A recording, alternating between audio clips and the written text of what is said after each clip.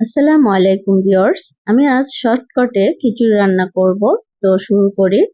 আমি এখানে 500 গ্রাম চালের ভিতরে ডাল দিয়েছি 250 গ্রাম, তারপরে সব ধরনের সবজি দিয়ে দিচ্ছি এবং মরিচ ফালি করে দিয়েছি, পেঁয়াজ কুচি করে দিয়েছি এবং কয়েকটা রসুনের কোয়া দিয়েছি, দারচিনি এলাচ দিয়েছি 2 চা চামচ, রসুন বাটা দিয়েছি 2 চা চামচ, আদা বাটা এবং 1 চা চামচ ভাজা জিরার গুঁড়া, 2 চা চামচ লাল মরিচের গুঁড়া এবং হলুদ গুঁড়া দিয়েছি, ধনিয়া গুঁড়া 1.5 চা চামচ এবং স্বাদ মতো লবণ দিয়েছি।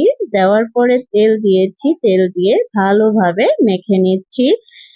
মেখে নেওয়ার পরে আমি এখানে পানি অ্যাড করব। পানি দিয়ে দিচ্ছি আঙ্গুলের 3 কর পর্যন্ত আমি পানি দিয়েছি, ঢেকে 30-40 মিনিট রান্না করে নিয়েছি।